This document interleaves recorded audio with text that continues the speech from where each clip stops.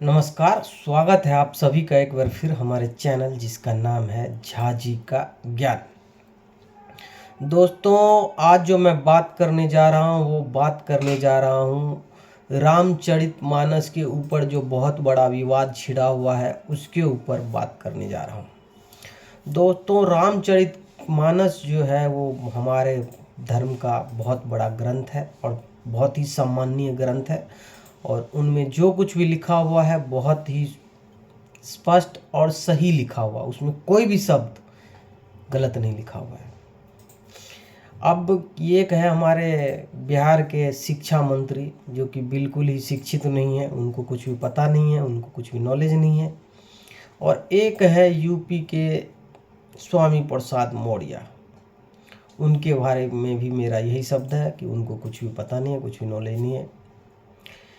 आप कहेंगे आप ऐसा क्यों कह रहे हैं, तो मैं ऐसा इसलिए कह रहा हूँ क्योंकि उन्होंने जो है एक रामचरितमानस की चौपाई जो ये है, ढोल गवार शूद्र पशु नारी ये सब ताड़ना के अधिकारी, इसके विरुद्ध में उतर आए हैं कि उनके हिसाब से ये जो चौपाई है उसमें ये लिखा गया है कि जो शूद्र है उसको पीटो, लेकिन ऐसा बिल्कुल ही नहीं है।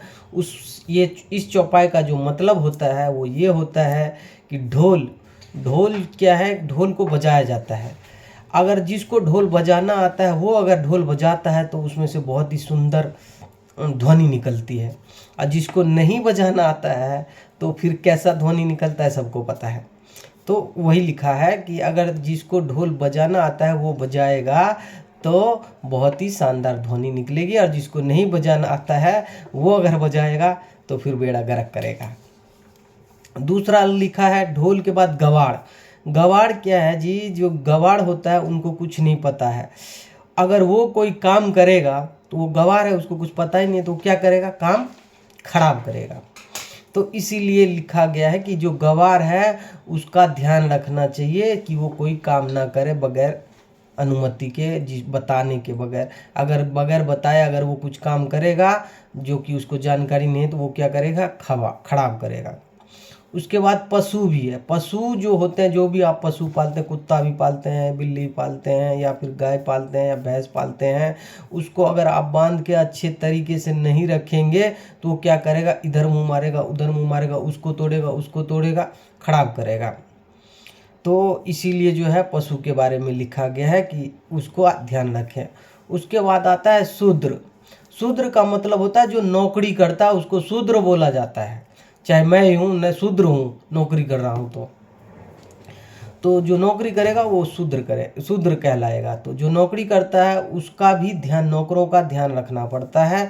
अगर उसका ध्यान नहीं रखेंगे तो फिर अपनी मनमानी करेगा, अपनी मर्जी से काम करेगा और काम को खराब करेगा। और उसके बाद आता है नारी। नारी का मतलब स्त्री। स्त्री का भी अगर आप ध्यान नहीं रखेंगे तो फिर आप समझते ही हैं स्त्री का ध्यान रखना क्यों जरूरी है। बाकी आप समझदार हैं। नमस्कार। अगर हमारा ज्ञान आपको अच्छा लगा हो तो लाइक कीजिए और सब्सक्राइब कीजिए। धन्यवाद।